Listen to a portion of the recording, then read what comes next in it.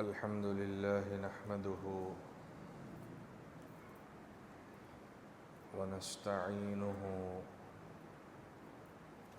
ونستغفره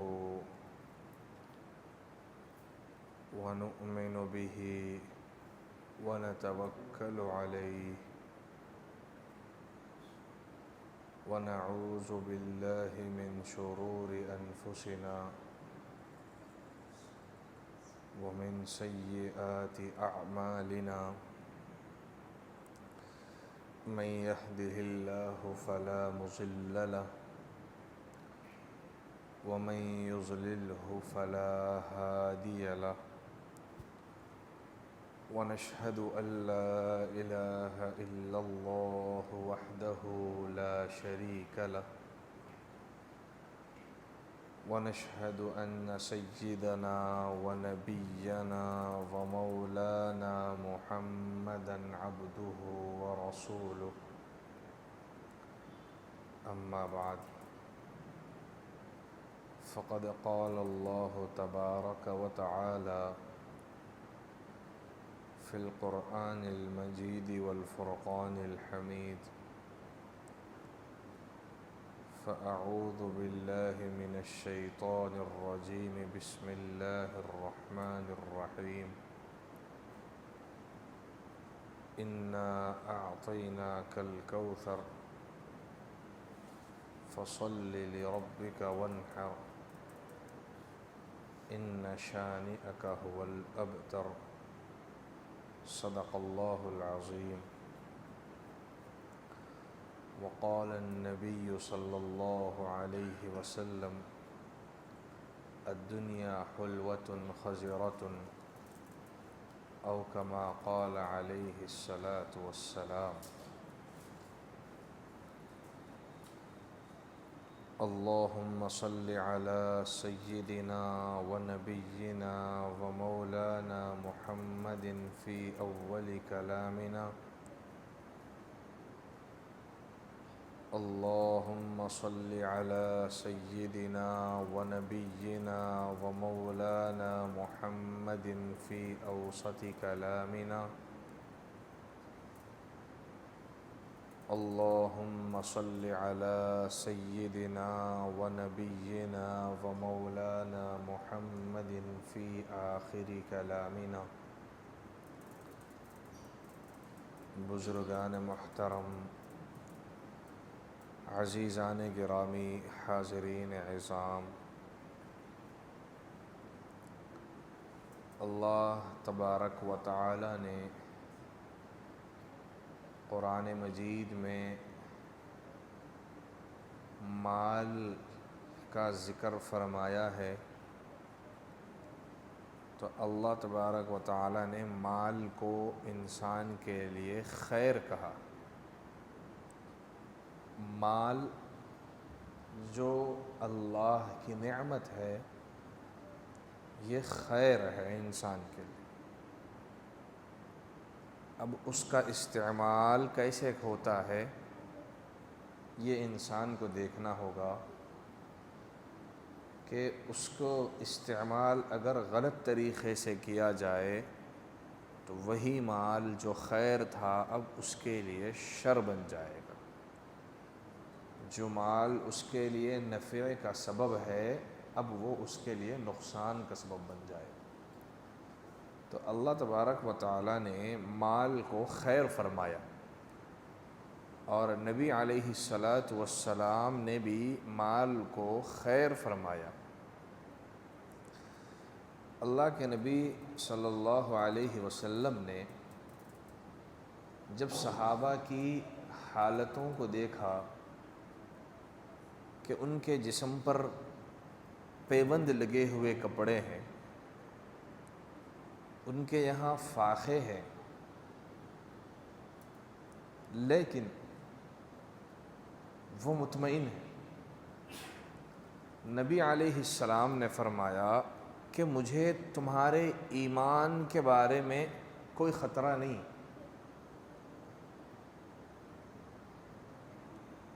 مجھے تمہاری ایمان کے بارے میں کوئی فکر نہیں ہے، اس لیے کہ تم ایمان پر جم گئے۔ اور آج غربت ہے، آج فاقے ہیں، لیکن ایک وقت آئے گا کہ اللہ تم کو مال کی نعمت سے نوازے گا۔ نبی علیہ السلام نے فرمایا کہ ایک وقت آئے گا کہ اللہ تم کو مال کی نعمت سے، مال و دولت سے خوب نوازے گا۔ مجھے ڈر اس بات کا ہے، مجھے فکر اس بات کی ہے کہ جب مال جیسی دولت آپ کو مل گئی، اب اس کے بعد تم اس مال کا غلط استعمال کر کر، اس مال کے مل جانے سے دھوکے میں آ کر کہیں اس مال کے جال میں پھنس نہ جاؤ، اور اس سے کیسے نکلو گے مجھے اس بات کی فکر ہے۔ یہ بات اللہ کے نبی علیہ السلام نے فرمائی کہ تمہارا ایمان، الحمدللہ تم ایمان پر جم گئے، مجھے ڈر نہیں ہے، کوئی فتنہ آئے گا تو تمہارے ایمان کو نہیں اچک لے گا، جیسے آج کل ہو رہا ہے، آئے دن نئے فتنے آ رہے ہیں، اور ہمارے لوگ بھولے بھالے مسلمان کم علمی اور لا علمی کی وجہ سے دوسرے آنے والے فتنوں کا شکار ہو جاتے ہیں۔ اب انہیں مذہب اسلام پر ہی اعتراض ہونے لگتا ہے۔ تو نبی علیہ السلام نے فرمایا کہ تمہارے ایمان کے بارے میں مجھے فکر نہیں ہے، اس لیے کہ تمہارا ایمان تم جم گئے، لیکن اب جو تمہاری حالت ہے، تمہارے پاس مال نہیں ہے، تمہارے یہاں فاقے، لیکن اللہ تم کو نوازے گا دولت سے، اس وقت یہ مال انسان کے لیے امتحان ہے، اللہ کی نعمت بھی ہے، اور ساتھ میں یہ مال امتحان ہے کہ اللہ یہی پوچھے گا کہ ہم نے تم کو مال دیا، تم نے کہاں خرچ کیا اور کہاں ضائع کیا۔ یہ سوال ضرور ہوگا ہر مالدار شخص سے۔ تو مال و دولت ملنا اللہ کی بہت بڑی نعمت ہے، لیکن نعمت کے ساتھ یہ مال و دولت انسان کے لیے آزمائش ہے۔ تو نبی علیہ السلام نے فرمایا کہ یہ مال تمہارے لیے خیر ہے، لیکن اگر تم اس مال و دولت کا استعمال غلط کرو گے تو پھر یہ تمہارے لیے شر بن جائے گا، نقصان کا سبب بن جائے گا۔ تو ایک صحابی نے عرض کیا، یا رسول اللہ، جب مال کو خیر کہہ دیا تو پھر اب اس خیر میں سے شر کیسے نکل گیا؟ جب مال کو انسان کے لیے خیر، نفع کی چیز کہہ دی گئی تو پھر نفع کی چیز میں سے نقصان کیسے ہوگا؟ صحابی نے سوال کیا تو نبی علیہ السلام خاموش ہو گئے۔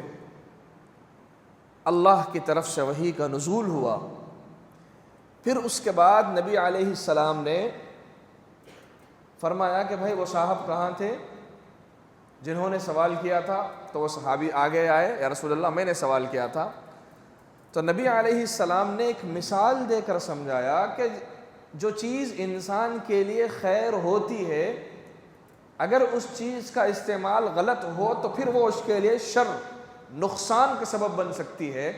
اس کو ایک مثال سے اللہ کے نبی نے سمجھایا۔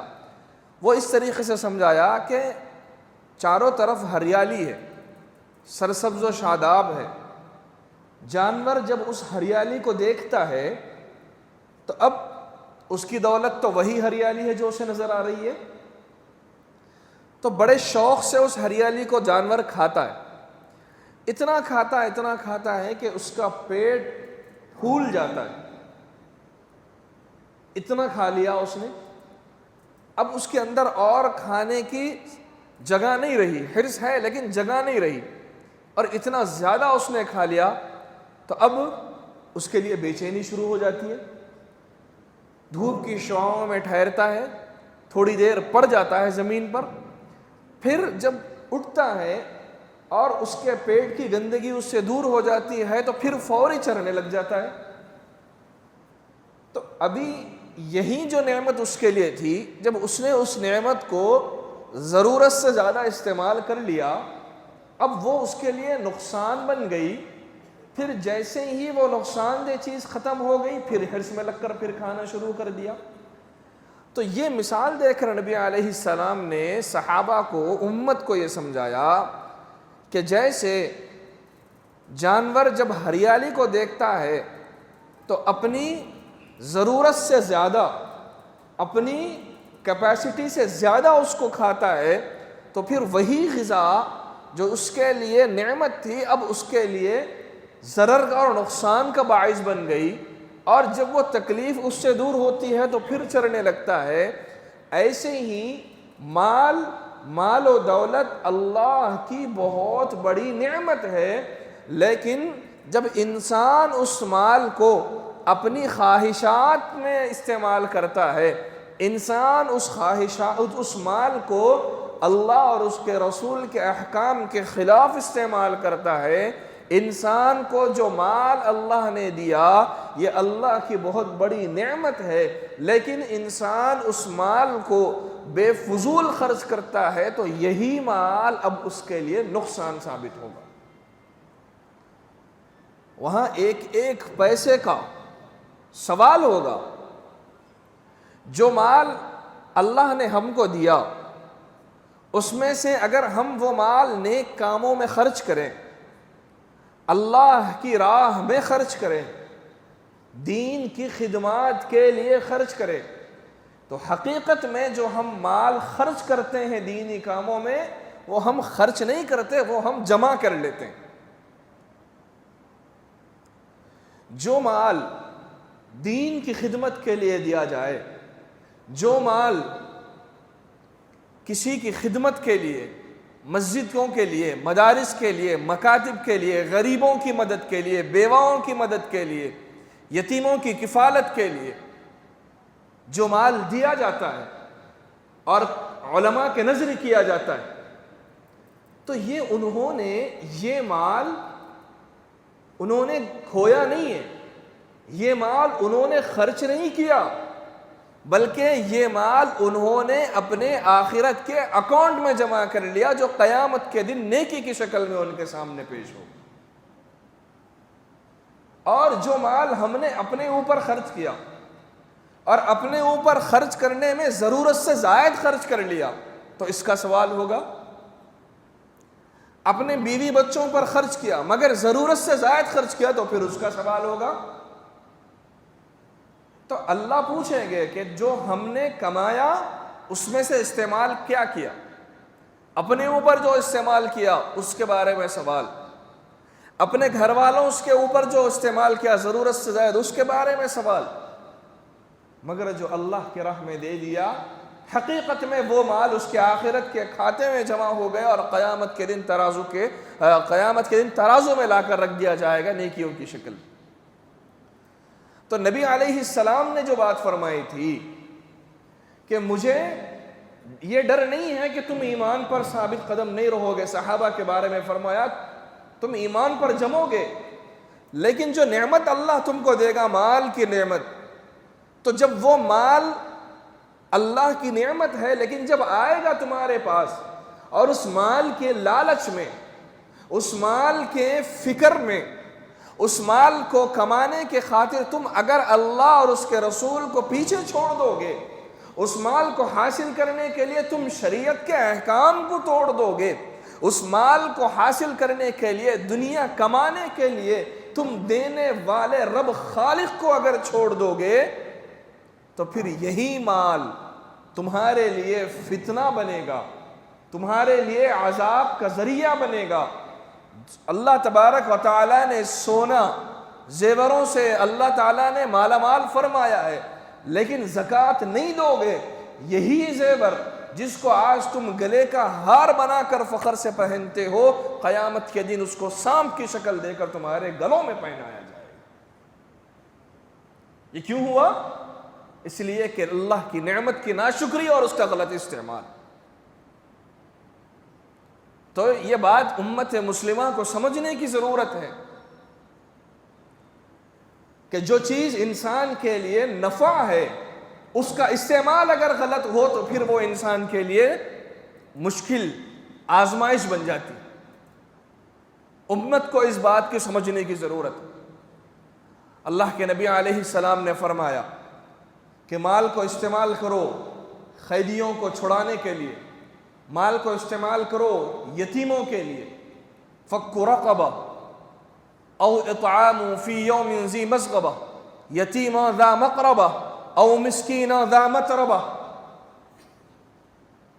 یتیموں پر خرچ کرو، بیواؤں پر خرچ کرو. نبی علیہ السلام نے فرمایا قیدیوں کو چھڑانے کے لیے، یتیموں کے لیے، بیواؤں کے لیے مال کو خرچ کرو، اللہ تمہیں بہت نوازے گا. اور قرآن مجید میں اللہ نے صاف فرما دیا انما الصدقات للفقراء والمساکین والعاملین علیہا والمؤلفۃ قلوبہم وفی الرقاب والغارمین وفی سبیل اللہ وابن السبیل. اللہ نے قرآن میں فرما دیا تمہارا مال کہاں کہاں خرچ ہونا چاہیے. ایک وہ ہے دین کی راہ میں خرچ ہونا جو تم پر فرض کا درجہ رکھتا ہے جیسے زکوٰۃ، اس میں کوئی کمی نہیں ہوگی. جتنا تم صاحب نصاب بنو گے جتنا تم پر زکوٰۃ واجب ہوگی ادا کرنا ہوگا. لیکن اس کے علاوہ بھی تو نفلی صدقے ہیں، اس کے علاوہ بھی تو اپنے مال کے استعمال کرنے کے لیے بہت سے ذرائع ہیں. لیکن افسوس ہے کہ امت مسلمہ کا پیسہ دین کی خاطر، دین اسلام کی خاطر کم استعمال ہوتا ہے اور اپنی شادیوں پر بے فضول پانی کی طرح مال بہایا جاتا ہے. افسوس ہے امت مسلمہ پر.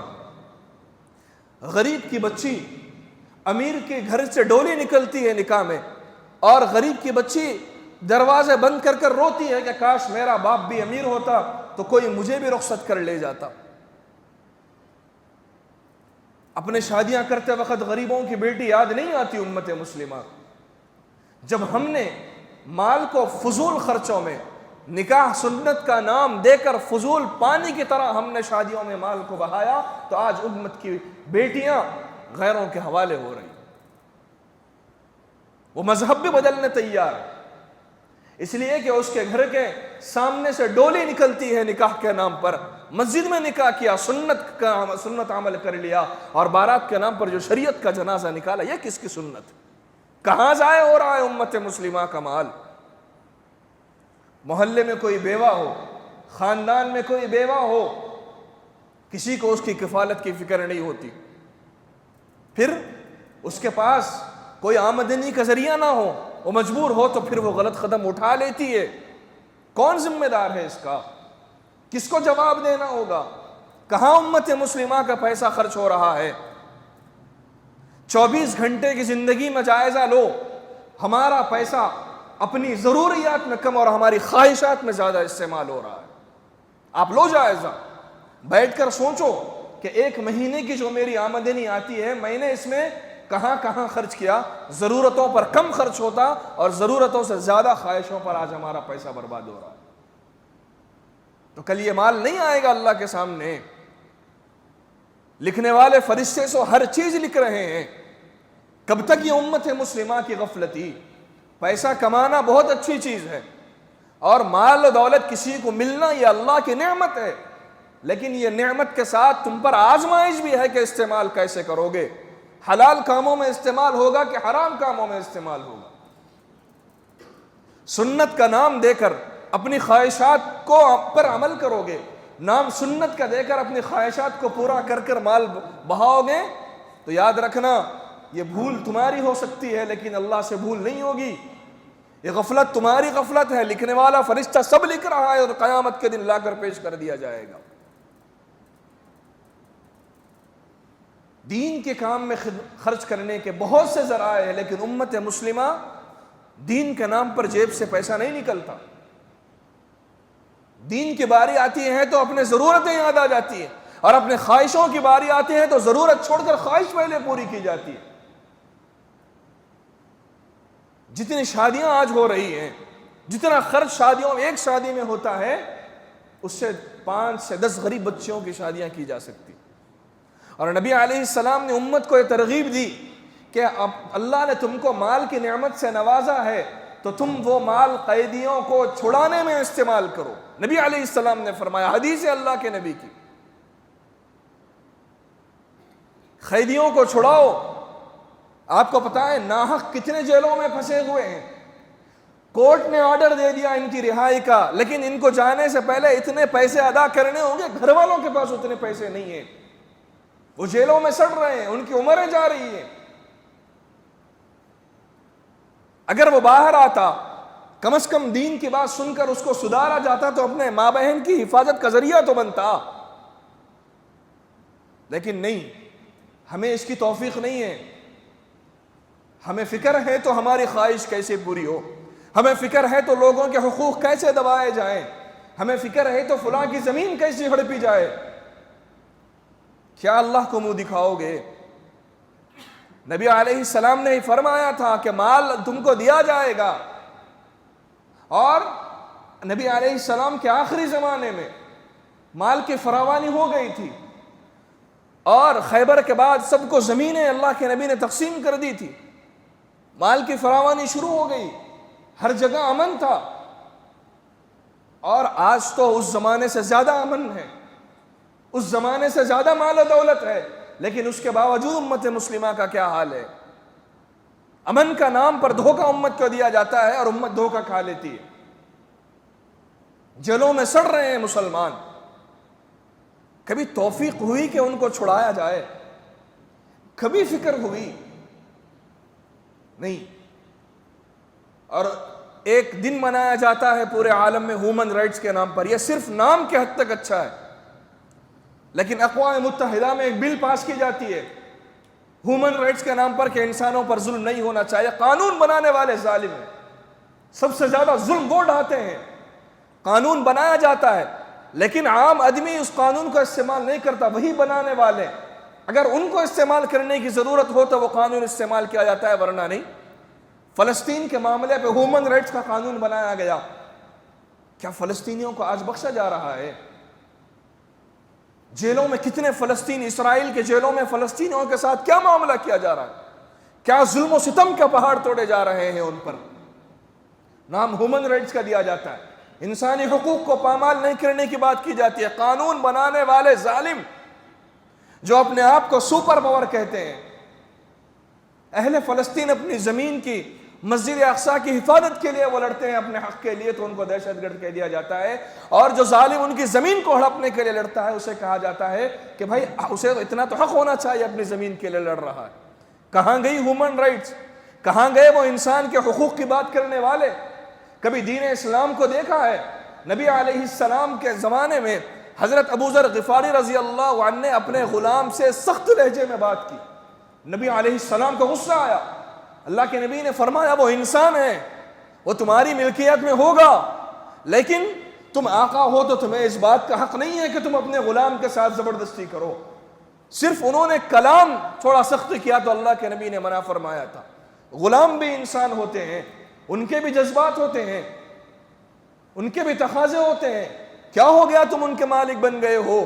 یہ امت کو اللہ کے نبی نے تعلیم دی. اسلام آیا، غلامی کا دور اسلام کے آنے سے پہلے سے تھا. لوگ انسانوں کو غلام بنا کر رکھتے تھے. اسلام آیا تو اسلام نے غلاموں کو رائٹس دیے. اسلام نے بتایا کہ تمہارے تحت اگر غلام ہے تو اس کا حق ادا کرنا آقا کی ذمہ داری ہے، اس کا نکاح کا انتظام کرنا آقا کی ذمہ داری، اس کا نان و نفقے کا انتظام کرنا آقا کی ذمہ داری. اسلام نے یہ تعلیم امت کو دی. پھر اسلام نے غلام کے کلچر سے آزاد فرمایا کہ فلاں اگر غلطی ہو گئی، کوئی اگر غلام آزاد کر دیا بدلے میں جنت، کسی سے کوئی غلطی ہو گئی غلام آزاد کر دیا وہ گناہ معاف، وہ غلطی معاف. اس طریقے سے امت نے غلاموں کو آزادی دی ہے مذہب اسلام نے. یہ تانا آج ہم کو دیا جاتا ہے کہ مذہب اسلام میں پہلے انسانوں کو غلام بنا کر رکھا جاتا تھا. نہیں، اسلام کے آنے سے پہلے انسانوں کو غلام بنا کر رکھا جاتا تھا. اسلام آیا تو اس نے غلاموں کو بھی رائٹس دیے، غلاموں کو بھی حق اسلام نے دیا. پھر اس کے بعد اسلام نے آزاد کر دیا غلاموں کو. اقوام متحدہ میں یہ بل تو پاس کر دی گئی کہ انسانوں کو ان کے حقوق دینے چاہیے. کوئی انسان کو کوئی غلام بنا کر نہیں رکھ سکتا، لیکن ساتھ میں یہ اس پر ان کے عقلوں پر تالے پڑ گئے کہ کسی انسان پر ظلم نہیں کیا جانا چاہیے. امن کا نام دینا اور مسلمانوں پر ظلم و ستم کے پہاڑ توڑنا یہ انسانیت نہیں ہے. جیلوں میں کیا کچھ نہیں ہو رہا ہے. 70 سال ہو گئے اہل فلسطین کو صرف مسجد اقصیٰ کی حفاظت کے خاطر انہوں نے جان کے نذرانے پیش کیے اور کر رہے ہیں. نسلیں قربان ہو رہی ہے. پہلا حملہ جب ہوا مسجد اقصیٰ میں 70,000 مسلمانوں کو مسجد کے اندر شہید کر دیا گیا تھا. اسی لیے اللہ کے نبی نے امت کو ترغیب دی کہ تم کو جو مال ملے گا یہ اللہ کی نعمت بھی ہے اور تم پر یہ آزمائش بھی ہے. سوال یہ ہے کہ اپنا مال تم کیسے استعمال کرتے ہو. نبی نے ترغیب دی امت کو کہ اگر اللہ نے تم کو مال کی نعمت سے نوازا جس سے تمہاری ضرورتیں پوری ہونے کے بعد اگر تمہارے پاس مال بچ جاتا ہے تو اس مال کو استعمال کرو دین کے کاموں میں. اس مال کو استعمال کرو قیدیوں کو چھڑانے میں. اس مال کو استعمال کرو یتیموں کی کفالت میں. اس مال کو استعمال کرو بیواؤں کی کفالت میں. اللہ کے نبی نے امت کو تعلیم دی. لیکن امت مسلمہ یتیموں کا مال ہڑپنے میں آگے رہتی ہے. کوئی یتیم کسی کی کفالت میں آ جائے وہ اس کو نوچ کر کھا جاتا ہے. کس نبی کے ماننے والے ہیں؟ جب ہمارا مذہب حق ہے، ہمارے نبی آخری نبی ہے، نبی کی شریعت آخری شریعت ہے، جب اس پر ایمان ہے تو پھر عمل کے لیے کیوں امت مسلمہ تیار نہیں ہے؟ صحابہ نے ایمان کے ساتھ عمل کیا تھا جب اللہ نے ان کو دنیا میں جنت کی بشارتیں سنائی. تمام صحابہ جنتی ہے. صرف نبی کی بات کو اگر سن لیتے عمل نہ کرتے، نبی کی بات کو سن کر عمل نہیں کیا تو منافقوں نے یہ کام کیا تھا. اس لیے ان کو کہہ دیا گیا کہ تم صرف اسلام لائے ہو، ایمان تمہارے دلوں میں نہیں اترا. تم اپنے آپ کو مسلمان کہو، مومن مت کہو. ان کو صاف قرآن میں کہہ دیا گیا. اور جو ایمان لائے، جنہوں نے دل اور زبان سے اللہ کے نبی کو مانا، جنہوں نے دل اور زبان سے اللہ کا تسلیم کیا، جنہوں نے دل اور زبان سے شریعت کے حق ہونے کو مانا اور عمل کیا، ان کو قرآن مجید میں رضی اللہ عنہم ورضوا عنہ کہ دنیا میں رہتے ہوئے ان کو جنت کی بشارتیں سنائی گئی. کہاں گئی امت مسلمہ؟ زبان سے کہتے ہیں آج یقین مانو، زبان سے جو بات ہم کہتے ہیں ہمارا دل ساتھ نہیں دیتا. اس لیے کہ اس دل میں دنیا کی محبت آ گئی، اس دل میں مال کی اتنی محبت آ گئی کہ مال کمانے کے لیے اللہ اور اس کے رسول کے احکام کو توڑنے کے لیے امت مسلمہ تیار. شریعت کے احکام پامال کرتے ہوئے ایک سیکنڈ کسی کو احساس نہیں ہوتا، ذرا برابر فکر نہیں ہوتی. کس نبی کے ماننے والے؟ نبی کے ماننے والے تو وہ تھے صحابہ جنہوں نے نبی کے زبان سے کوئی لفظ نکلا فوراً عمل کر کے بتایا. انہوں نے عمل کیا. زبانی بولنے والا کامیاب نہیں ہے، عمل تولا جائے گا قیامت کے دن. فَمَن يَعْمَلْ مِثْقَالَ ذَرَّةٍ خَيْرًا يَرَى وَمَن يَعْمَلْ مِثْقَالَ ذَرَّةٍ شَرًّا يَرَى. فَأَمَّا مَنْ ثَقُلَتْ مَوَازِينُهُ، قیامت کے دن جس کا پلڑا بھاری ہوگا، فَهُوَ فِي عِيشَةٍ رَاضِيَةٍ، وہ عیش و عشرت کی زندگی میں ہوگا، اس کو جنت کی نعمتیں عطا کی جائے گی. وَأَمَّا مَنْ خَفَّتْ مَوَازِينُهُ، قیامت کے دن ترازو میں جس کا پلڑا ہلکا ہو جائے گا، فَأُمُّهُ هَاوِيَةٌ وَمَا أَدْرَاكَ مَا هِيَ نَارٌ حَامِيَةٌ، وہ آگ میں جلایا جائے گا. عمل تولا جائے گا. زبان سے اپنے آپ کو مسلمان کہنا آسان ہے، عمل سے بتانا چاہیے کہ ہاں میں ایمان والا ہوں. صحابہ کے پاس اس وقت مال و دولت نہیں تھی. کیا صحابہ کامیاب نہیں ہوئے؟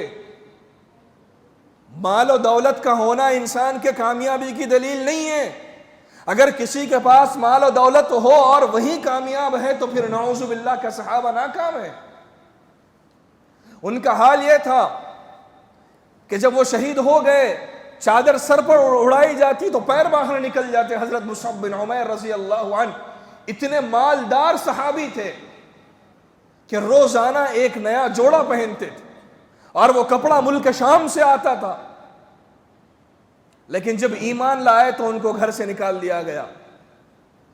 ان کے جسم سے کپڑے اتار لیے گئے، ایک چادر میں وہ رہتے تھے۔ جب غزوہ احد میں شہید ہوئے تو جب ان کو خبر میں لٹایا گیا، حضرت مصعب بن عمیر کے سر پر چادر اڑائی جاتی تو پیر نکل جاتے، پیر پر اڑائی جاتی تو سر نکل جاتا۔ اللہ کے نبی کی آنکھوں سے آنسو جاری ہو گئے۔ نبی نے فرمایا کہ مصعب بن عمیر نے بڑا اچھا سودا کیا، دنیا کی دولت کو اس نے چھوڑ دیا لیکن اس کے بدلے اس نے جنت کما لی۔ تو صحابہ کے پاس مال تو نہیں تھا جتنا آج مسلمانوں کے پاس ہے۔ کیا آپ اگر مال کو کامیابی کا معیار سمجھتے ہو تو کیا صحابہ ناکام تھے؟ نعوذ باللہ، ہم سے زیادہ وہ کامیاب تھے۔ اسی لیے کوئی صحابی مسجد میں آتے تھے، نبی کہتے تھے آنے والا جنتی۔ ایک مجلس میں ٹاپ 10 صحابہ کو جنت کی بشارت سنا دی گئی۔ قرآن میں اللہ نے رضی اللہ عنہم و رضی عنہ کا سرٹیفکیٹ ان کو نواز دیا، خالدین فیہا ابدا، ہمیشہ کی جنت اللہ نے ان کو عطا فرما دی۔ تو کامیابی کا معیار ایمان ہے۔ مال کی نعمت کسی کو ملی تو یہ مال اس کے لیے آزمائش ہے۔ اللہ کے لیے غلط فہمی سے نکلو۔ جن کو اللہ نے مال دیا وہ ذرا سوچو کہ ہمارا مال ہماری ضرورتوں پر کتنا استعمال ہو رہا ہے اور ہماری خواہشوں پر کتنا استعمال ہو رہا ہے۔ دین کے کام آتے ہیں، کسی کے جیب سے پیسے نہیں نکلتے۔ کس کو دے رہے ہو؟ ہمیں دے رہے ہو، امام اور مؤذن کو دے رہے ہو، یا اپنے آخرت کے اکاؤنٹ میں جمع کر رہے ہو؟ ذرا سوچو تو صحیح، آپ کا دیا ہوا مال کہاں جا رہا ہے؟ گھوم پھر کر تو نیکی کی شکل میں آپ کے آخرت کے اکاؤنٹ میں جمع ہو رہا ہے۔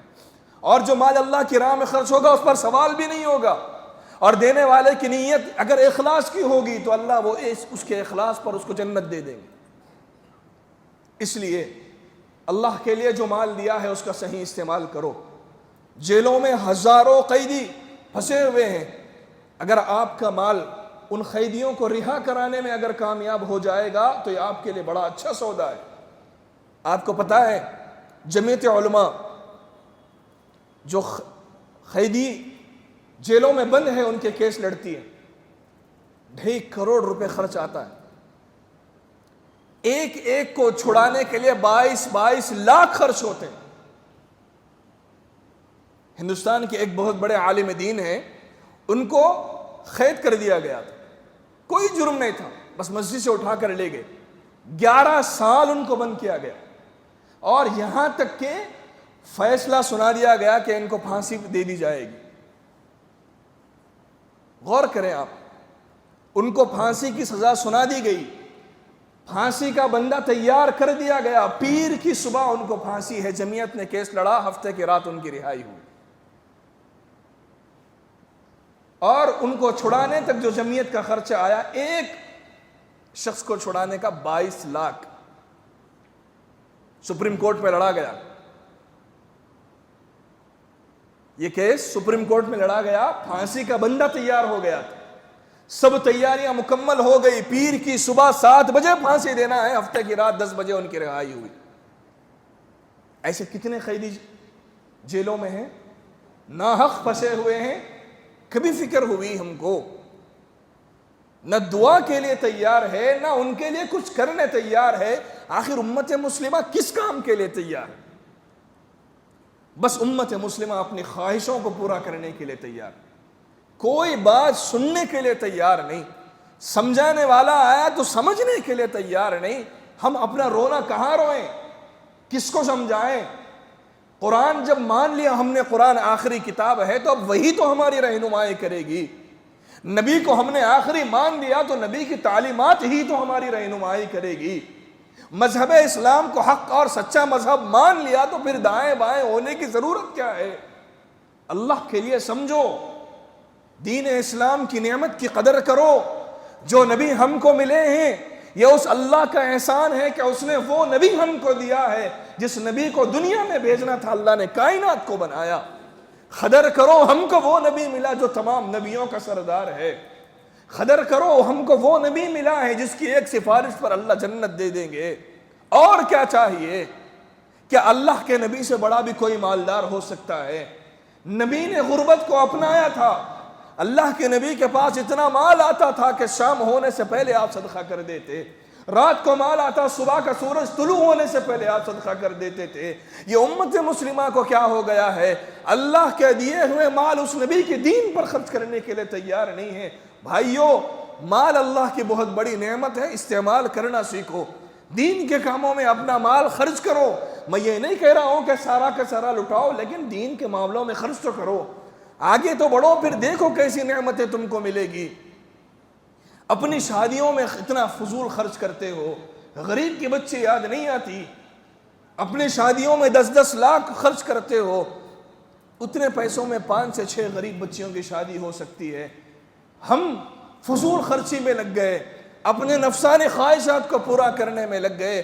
آج امت کی مائیں اور بہنیں غیروں کے حوالے ہو رہی ہے، کس کے سامنے ہم رونا روئیں؟ ایک بہت بڑے عالم دین تھے ہندوستان کے، گزر گئے۔